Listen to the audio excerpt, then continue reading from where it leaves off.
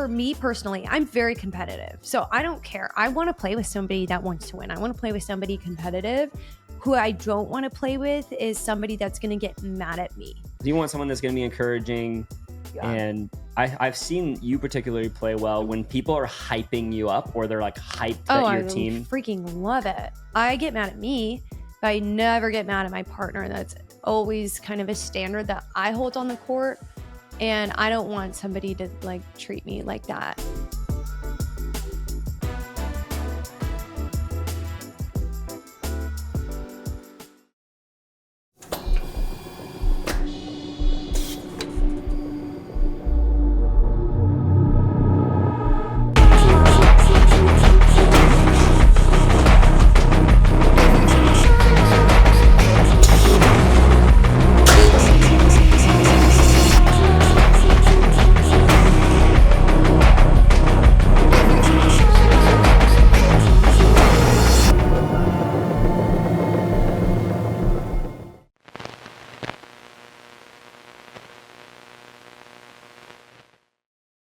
What's up, guys, and welcome back to the Pickleball Connection podcast. I'm Danea. And I'm Barrett. And we're stoked to be hanging out with you today.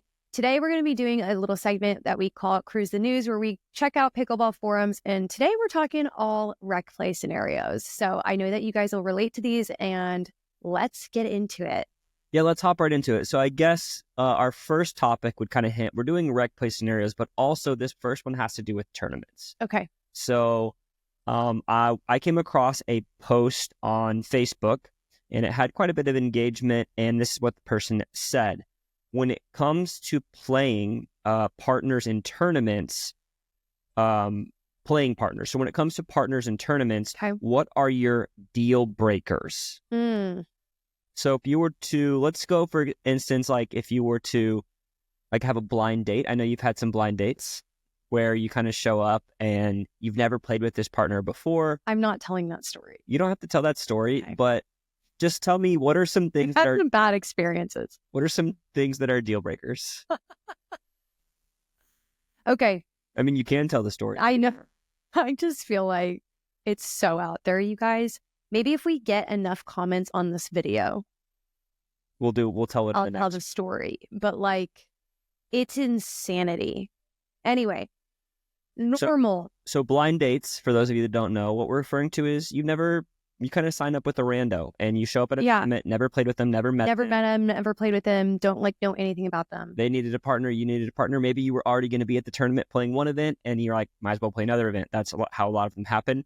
So let's say you show up at a tournament, blind date. What are some deal breakers? What are some things that are like, I will never play this tournament with you again, outside of the fact that maybe they just didn't play well or they're not good? Like, what are if you take skill out of it. Yeah. So something for me that's really important is like how the person carries themselves on the court. Like, I'm not going to do well if they're like eye rolling if I make a mistake, if they're like criticizing something. Like sometimes it's like, why'd you hit that out ball? I don't know. I just accidentally hit the out ball. I didn't mean to hit the out ball. You know what I mean? Like, it's one thing to be like, hey, we need to watch out balls. And it's another thing to be like negative about it or criticize. Let's talk about this eye rolling. What do you mean by eye rolling? Like everybody knows what I mean by the eye roll. Like, you guys will know.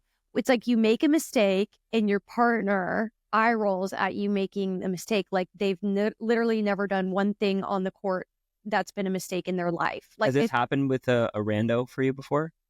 No, but I'm saying just in general, this is what a deal breaker person for a tournament would be. I haven't had that. So that kind of vibe, that you're kind of getting at that kind of attitude where people are like, they're just negative when you miss. Super negative, like negative when you make a mistake. Here's the thing. I always say, for me personally, I'm very competitive. So I don't care. I want to play with somebody that wants to win. I want to play with somebody competitive. Who I don't want to play with is somebody that's going to get mad at me. Like, no, don't get mad at me. If I get mad, because let's be honest, I get mad if I miss a shot or I make a mistake on court. I never get mad at my partner. I get mad at me, but I never get mad at my partner. That's always kind of a standard that I hold on the court. And I don't want somebody to like treat me like that in a pressurized tournament setting. Like that just feels terrible to be partnered with. Yeah, I guess in a tournament setting, or even that's, I guess, goes for like Even rec play, all settings. it's not fun, you know? You want someone that's going to be encouraging. Yeah. And I've seen you particularly play well when like with the complete opposite of that. So when people are hyping you up or they're like hyped I team, freaking love it. like I would venture to say like if you have a partner that's just like celebrating you like crazy, it just elevates your game. And you guys both, I remember watching you play a tournament one time. It was a minor league. And it was like you and your partner after every point, like your eyeballs were going to like, pop out of your head. You were yelling. We were shout out to Ellie.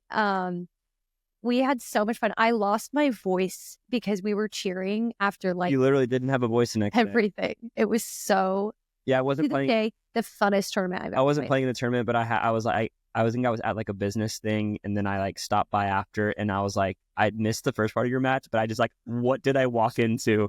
Because I was like, there had to have been some like trash talking or something because it just felt so intense. But I remember like I had so much fun watching you because you were so excited, but it was like you were feeding off that energy from your partner. So kind of like the opposite of the deal breaker would be like, what would you want? And that's like someone that would hype you up. But super positive, very vocal, you know. But I wanted to read a couple of these because it's actually... Wait, you have to answer first and then read.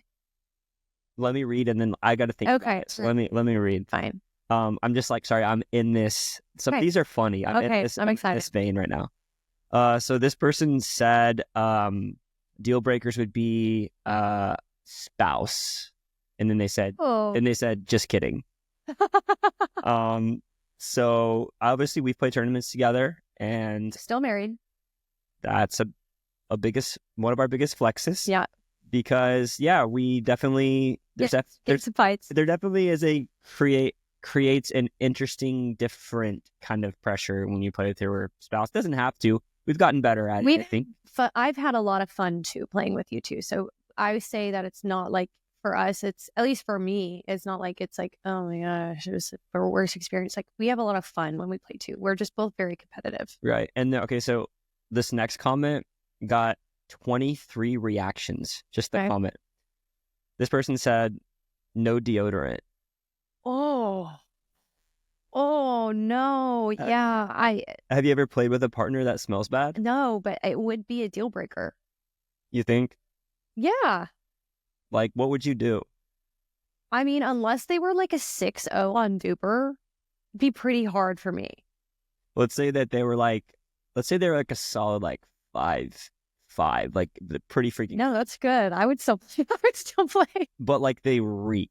Oh, shoot. Like in between points, like you have to like distance yourself. Like when I don't know. That's bad, but whatever. I would suck it up. Smells are a big thing for me. I don't know if I could do it. I might 5-5 Duper. Maybe depends on how we played, I guess. You can't. I don't know, but like smells are big for me. I honestly might just rather go 2 and 2 or something. You know what's part about that is you probably don't know until you're in the thick of it, you know? Yeah. And then this person responded to this comment. Another person said, how many of us just smelled our pits after reading this? Like check to see if they actually smell. Pit check? That's funny. Or we're wearing deodorant. Okay, so a couple other ones. We're a partner who only hits what I call egoic. Maybe they meant egotistic, but egoic shots, meaning they don't take any. Yeah, like freaking going for 17 Ernies and missing 16 of them. Basically, they go for shots with like this big. Yeah, it's annoying. Whiners who let bad calls ruin their game. Okay, actually. Suck it up or make up for it. Can I actually say that is a big thing for me? Like, if you make a mistake in a tournament, if somebody's like mad about it and it ruins the next 3 points, it really can shift a game. I would say yes. I would say, and even more specifically, what this person is saying is like, let's say somebody on the other team calls a bad call against you, and then it just like you watch your partner crumble. Just crumble for the next like 3 points. I'm gonna be very honest. I've been that guy that's crumbled because I sometimes if they make a really bad call, it's like one thing if they make a bad call and we win the next point, but like let's say they make a bad call and then they rattle off a couple points afterwards. I'm like, I can't get over it. You need to take a timeout when that happens. That's true. So for those of you that are listening, you need to take a timeout. Use your timeouts in tournaments, not just for like momentum swings, but also for like your if you know your reaction is gonna, like, if you're gonna dwell on it, take a timeout for a second. I do that if I make a mistake and it's like I'm thinking about it before, like right before they serve, I'll just take a timeout. I've done that with you. Times. Absolutely. And then I remember one time, like, you called a timeout and I didn't want to take one, and I was like, no. And you're like, no. And you're like, I need it. You're like, no, it's like, I need this for me. I'm like, oh, okay. Timeout it is. Let's do it. Other things people said were negative body language, which we talked about a little bit. Mental weakness. This relates to dealing with pressure, taking feedback, being able to talk strategy during a match without taking it personally. So interesting. But let us know in the comments. You answer yours. Refusal to learn or play the soft game. Okay, I would say, I don't know if this is a deal breaker for me, but I'll just say that this was kind of annoying. It's happened to me a couple of times when, like, I have a partner who kind of, like, I remember this one tournament I played. Me and my partner actually did pretty well. I think we got bronze at like a big PPA, like 4-0 tournament, but this was like 2 years ago or 2.5 years ago, back like 3, I think. 3 years ago? Yeah. Yeah, I think because it was 4-0, so it was like probably like a couple years ago. But my partner just like didn't show up like until like minutes before the game started. So I was like there on the court with the other team was there warming up, and I was standing there by myself waiting for my partner. And you get like 5 minutes to warm up. I warmed you up, didn't I? Yeah, you might have. I think you had to. I was like, I made you. I don't think you were going to. I don't even think you were wearing like pickleball stuff, but you were just like kind of hitting with me a little bit. But that was when I'm like, let's like warm up. Yeah. You know, like partners that like don't want to warm up. Like, I get that you don't want to warm up, but like, I got to warm up. You know, I'm not just gonna come in here on sheer talent. You know. But anyways, yeah, I would say that but I agree with a lot of the other things that were said too. So.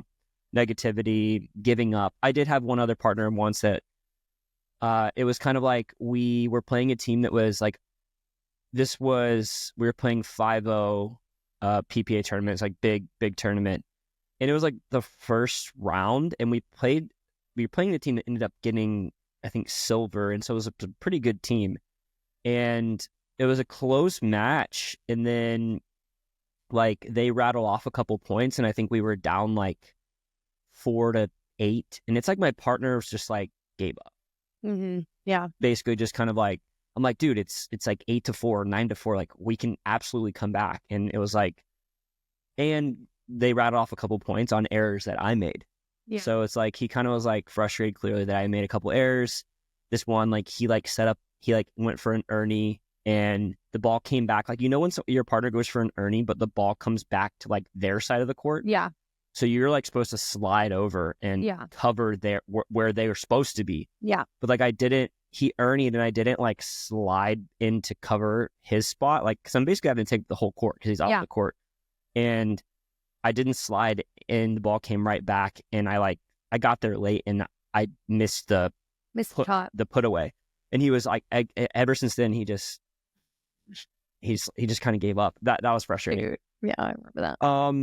But yeah, let us know in the comments, what's the deal breaker for you when it comes to tournament partners or even rec play partners? I'm curious because honestly, this forum post, hilarious. There's some relatable, you know, just super relatable. Yeah. Hey guys, real quick, I did just want to take a minute to mention Selkirk's newly released Court Strike and Court Strike Pro pickleball shoes. The reason I love these pickleball shoes so much is because they were specifically designed and engineered just for pickleball. Now, shoes I was kind of playing with in the past were made for tennis or other racket sports, or I even made the kind of amateur and rookie mistake for a while to play pickleball in tennis shoes, and honestly, that just didn't end well. So the fact that these shoes were so so thoughtfully designed for pickleball was really comforting to me. Not only that, they're really comfortable out of the box, and they provide great lateral support for that lateral movement that we all need in pickleball. So if you're interested in getting yourself some of the new Court Strike or Court Strike Pro pickleball shoes, head over to selkirk.com and get your favorite color in your size today. Let's go to the next one though. What you got? Next one. This is a person asking about line calls. Okay, so the question is, can you ask your opponents if they are certain their out call is correct? So as you know, if you are the team that, like the side that the ball lands on, you're that team, that you get to make the out or in call. And so this person is asking, well, if I'm not on that side, can I ask my opponents if they're sure that their out call was correct? What do you think?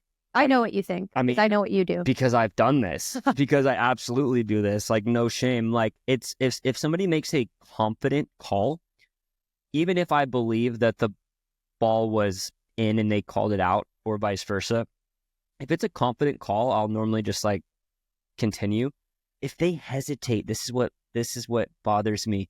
When they like hesitate and they're like, I don't know if it was in or out, and then they look to their partner and like their partner like doesn't really know either, and then they make a call. I'm like, that's when I'll ask. Like they'll call, they'll say out, and I'll be like, are you guys sure you saw it out?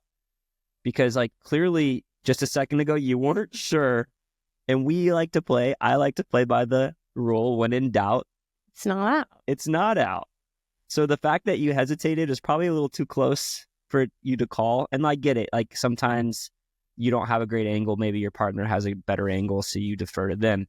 But it's when like neither partner is confident and then they call it against you. I'm like, those are the times I would kind of speak up and be like, hey, are you sure? Are you sure you saw it out? And if they say yes, and I try to do it in a nice way, but I'm guilty. I've maybe not always done it in the most perfect way, but I like to win, and I don't want to be cheated. I want to be beat because they're better, not because they cheat. I probably sound really emotional right now, but that's how it is. What about you? Like, have you ever? I've never seen you really question someone's call. I've seen you get frustrated because maybe you hit a ball that somebody called out that you thought was in, but it's kind of a quiet frustration. Like, I don't really see you. You know, it's interesting. There's definitely times. Here's the deal. If this happened in a tournament, I would. Because then it actually really matters. Usually, like, I feel like it happens in rec play, and I just am like, whatever. I don't really care. There's nothing on the line here. Like, granted, I still want to win. Have you ever appealed to a ref? I don't know if I've seen you do that. Like, where like there's a ref and I have actually. And you like, hey ref, are you sure? Yeah, I think did you see that in minor league? But there hasn't been. Oh, there was one time in a tournament without a ref that I was like, no. And we were kind of going back and forth with some beef with this team. And was this the one I was on the sideline watching? No, you weren't there. Okay, good. You weren't there. Good, because I love a little. Barrett's a little instigator. A little sideline chatter. I like talking trash with, like, if she's playing women's doubles, I kind of find the other spouse and like kind of talk trash. No, I'm just kidding. So I'm kind of kidding. You're very Sometimes I make friends with them, but if they want to talk trash, they don't all talk trash back. Yeah. You know? So I've done it maybe twice. It's very rare. And I will, like, in those two circumstances, I was 3,000% sure the ball was in and they called it out. So typically... Is 3,000% more than like 300%? Yeah, it's more than 300%. So yeah, if it's in a tournament and I'm like, oh dude, I like legitimately saw green, between that. Would you ever, like, if there wasn't a ref, would you ever go like appeal to like go find a ref? No, because there's no way you can do that. I've seen that happen in a tournament. This was at a pro match. No one can do anything. I've seen a pro match where they had a ref. They had it videotaped? What the heck? They had a ref, and they literally disagreed with the ref and they stopped the match and went and got a head referee. I was like, dude, that's intense. How can you prove I don't it? even know if it was like an out call, but it might have been a fault or something. It had something to do with the ref and the gameplay. It was a replay, though. I don't know. I don't even know what they did, but I was there for it. It was like, I love those high intensity moments, like as a spectator, you know? Yeah, the drama's kind of fun. I love the drama. Okay. Anyway, let us know what you think. If your opponent calls a ball out, do you ever question it as the other team? Yeah. What do you think? Pickleball etiquette, let me know. Let us know. Okay. We're going to go to the last one. Okay. This is a good one though.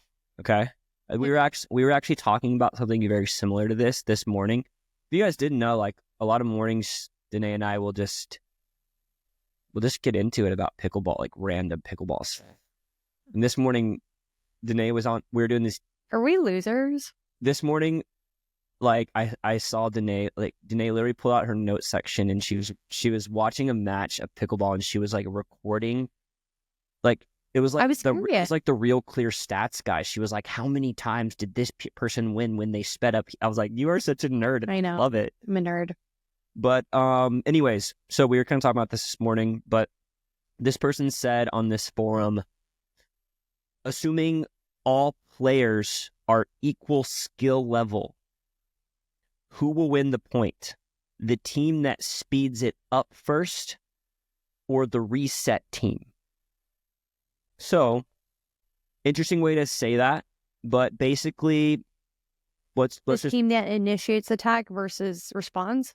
Let's go with that because it's not reset. You're not just going to reset sometimes, but I guess maybe she's referring to like the team that slows fastballs down. But let's just go with who assuming all players are equal skill level.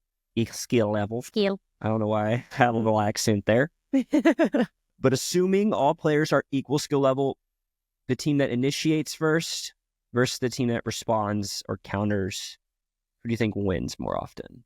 I think it totally depends on the players. Like literally, I was looking at the stats this morning. I know you were. Ben Johns and Gabe Tardio initiated way less in this specific match, and they won. And the other team initiated way more, and they lost the majority of their speed ups. But you look at a team like Christian Alshon and I forget it was Daescu, and they initiated way more, and they ended up winning way more of that percentage. So it's hard to say that the attacking team is always going to win more or the responsive team is always going to win more. I think it really, like looking at those stats, I'm like, okay, I think it really depends on your play style and your team. Yeah, I agree with that because I would say I'm probably much better at speeding up than I am at countering, to be honest. So, like, there are certain people that will speed up so that they get a ball so that they can put the next one away. And typically honestly, I need to work on this part of my game, but the longer the hands battle goes on, the less likely I am to win. Probably. It's like, honestly, that's how it feels right now. I need to work on it. But like, I'm pretty good at being sneaky and placing my attacks. And if I can create like a really opposite, like a really obvious pop-up, then yes, I can put it away. But if I get like a decent response, I'm not always good at like hanging in there. So I think I have to know that about my game where there's other people that, but I also like to speed up because again, I'm not as good as getting like a really clean counter. So if I wait for someone to speed up at me, yeah, I'm giving people a playbook on how to beat me right now. I hope none of our friends are watching this. But anyways, if I'm waiting for someone else to speed up, then a lot of times I'm going to lose that exchange. And so I do like to initiate, but it has to be a good speed up because if I get a response back, I'm not always the best unless I really set up like a particular combo. But something that was really interesting from this, I wanted to bring this up. Dane Gingrich responded. Yes, love Dane. What did he say? Dane's a big, he's been in the game for a while. Yeah, he's a senior pro. He's written a book called Pickleball Mindset. He's a coach, and he's a really cool dude in the pickleball space. So if you haven't ever heard of him, go check him out. Yeah, but so he basically says, not enough information. off the bounce or out of the air, Ooh. forehand or backhand. Then he gave some of his honest thoughts and the differences between men's and women's. It's huge. And so he said, when it comes to men's doubles, forehand speed ups off the bounce, definitely a winner. Backhand speed ups off the bounce, loser. Backhand out of the air below the net, roller, winner for Ben Johns, but loser for everybody else. No, that's so accurate. Because Ben's just really... I literally watched that happen in the matches I was looking at today. There were people... A lot of guys that try to like... They try to beat Ben. And Ben Johns. They try to attack out of the air with this little flick. It doesn't work. But Ben's just really good at disguising it and placing it in that perfect spot. That's funny. He said that. Okay, keep going. And then he said, net high or above, backhand flick, winner. So guys, when the ball's above the net, guys that hit that backhand flick, often when they attack. So when a guy's in a dink battle and they're waiting for that backhand flick out of the air, like a dink that kind of sits up, guys often win those exchanges. But when guys attack off the bounce, Dane thinks guys lose more of the exchanges when they attack off the bounce. He thinks guys win more exchanges in men's doubles when they attack forehand off the bounce. And then basically he's talking about like this kind of roll, this kind of half backhand roll speed up that Ben does. Ben wins it. A lot of other guys don't. But then he goes on to women. And he says, tell me this. Women, everything's off the bounce. So it depends on who's attacking and who's countering. AL, winner on everything. True. But to Dane's point there, I do think it's, when you watch women's doubles, a lot of attacks happen off the bounce. I definitely prefer to attack off the bounce. And they're kind of these longer. I think it's better because, if a man attacks off the bounce, a lot of times, like if there's someone's really able to counter down on the ball, it can end the point. So that they're waiting to like kind of take stuff out of the air to try to hit down on it. But when women kind of attack off the bounce, people love women's doubles because there's these long extended rallies. Right. And just because you attack off the bounce, like women have this really great ability to keep the rally going. And a lot of times the ball stays up off the ground, but it starts off the ground. So very interesting there. Another guy said at the pro level, the counter wins more often. And then somebody responded saying, I don't feel like this is accurate. It all depends on the team. Also, what are tomorrow's lottery numbers? This guy says. All of the above depends on the level of the players. So yeah, I would say the game's definitely getting faster. We're seeing a lot more. And what we were talking about this morning was when we first learned the game, we were taught never to attack cross court. What? Keep going. And I just have this observation that I still think it's more risky. Yes, that's what I would say. But I'm seeing more and more people start more attacking cross court, like within the last couple months or 6 months or so, at the higher level, at the pro scene. I'm seeing a lot more cross court attacks than I've seen before that. We were taught like that's a no-go, but I'm seeing a lot more high level players do it, and I think technology has a lot to do with it. It is riskier. There are more points that you lose. You have to be very strategic with where you put it cross court. You can't just go right at the person. So like, especially if you're a beginner, intermediate, I would really not. Yeah, tell them why it's maybe more advantageous to speed up straight ahead. So this is a little bonus tip for you guys. So you have to think about geometry and angles when you are attacking, right? So because of the way the pickleball court is set up, if you speed up straight ahead, you can anticipate pretty much that ball is going to come straight back. So if you speed up straight ahead, meaning you don't speed up at an angle, you speed up straight ahead, you can pretty much guarantee that ball is coming back. Can somebody counter it at an angle? Yes, but it's less likely. So because of that, especially if you are the one to initiate a speed up, you already know if the ball is coming back, I know where it's kind of going.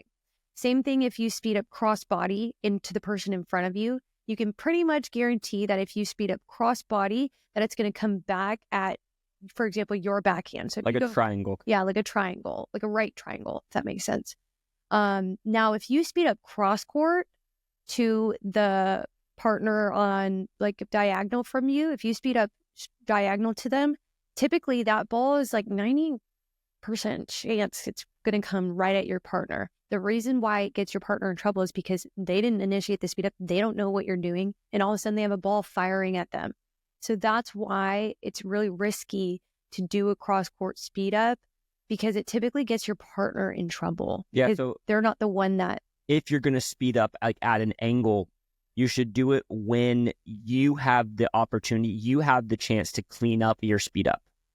So when you have the chance to actually like, I pull this ball across someone's body, now I'm shading or sliding to clean it up. You're responsible for But when you pull it like so far cross court that it's coming to your partner, it can catch them off guard. Yeah. So that's why I still think it's good to know, like, hey, because the stats are there, like a speed up straight ahead is a winner more often. Yeah. So to wrap this up, I'm going to kind of combine this question with our previous question. Okay. So let's take this example right here. Knowing, first off, it's a two-part question. So knowing your game, do you personally like to speed up or wait to counter more? Do you like to initiate? You know, it's interesting because I love to initiate, but I love to initiate not because I'm going to get the winner. I like to counter. I like to counter the counter. So you like to counter, but you like to initiate and then counter the counter. Yeah. So I would still say you like to initiate. You know, I'm talking about the type of people that don't like to speed up. They just... The J.W. Johnson Dillon classic. Yeah, they just wait for you to speed up and then they counter. Or even Ben and Colin do that a lot. I mean, Ben obviously can get creative out of the air. But, okay, so you would say you're that way. So kind of combining this with the last question, or it might have been the first question.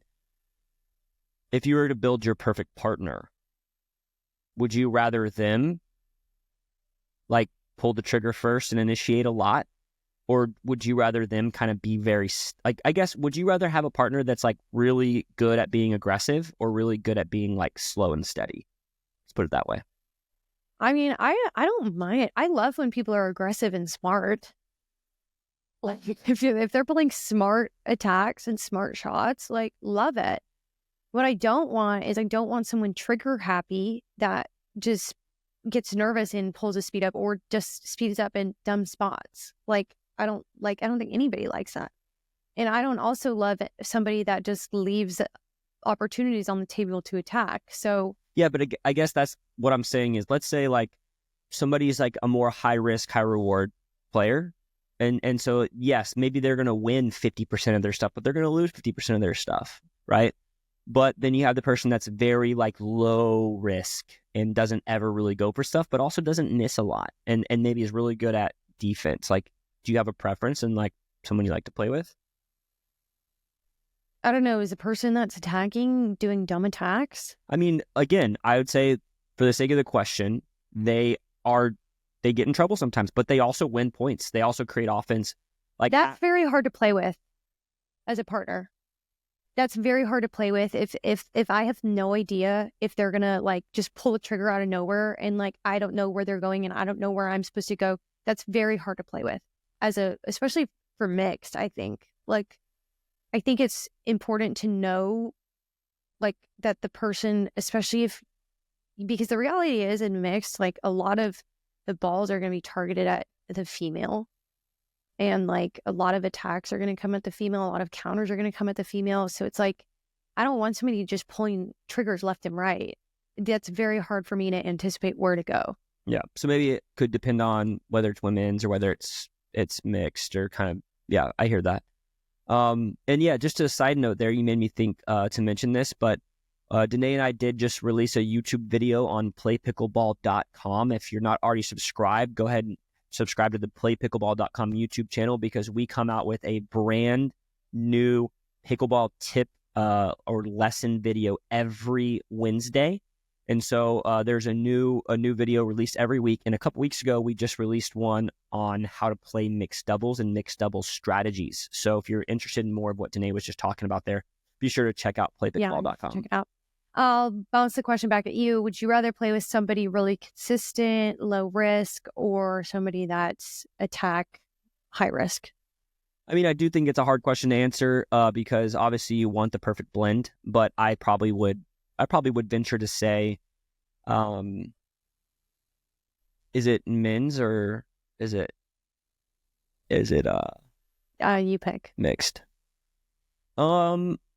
I don't know. I feel like I play well with people that are very steady because that's kind of how I like to play. Honestly, I'm not like an overly aggressive. I'm working on the fast game because the game's getting faster. Mm-hmm. But I do like people that are very steady and are really good at moving the ball around and playing that kind of defensive game. But I also really appreciate people that play fast. And I guess it's kind of like what you said, like if you're smart about it, right? Yeah. But I think it's interesting because I think back to the partners that I've had, and I think that there are certain fast players I play well with and certain slow players I play well with. And then there's also certain slow players I don't play well with and certain fast players I don't play well with. So I don't know that that's always necessarily an indicator on whether you're going to gel with somebody, as I'm kind of thinking out loud. I think so too. Like now that I think about it, I play with a partner and he's like one of my really good pickleball friends. And he I've no idea what he's going to do. Like he's kind of like a very unique player. And sometimes I'm just like, dude, what is happening? But we play really well together and we've done really well in the tournaments that we have played. And he's kind of all over the place, but I don't know, it works. So maybe it just depends on the person. Yeah, it could kind of depend on the partner. But let us know in the comments kind of what you guys think. And we really appreciate you guys hanging out with us today. Thanks so much for tuning in. And we will see you on the next episode of the Pickleball Connection podcast.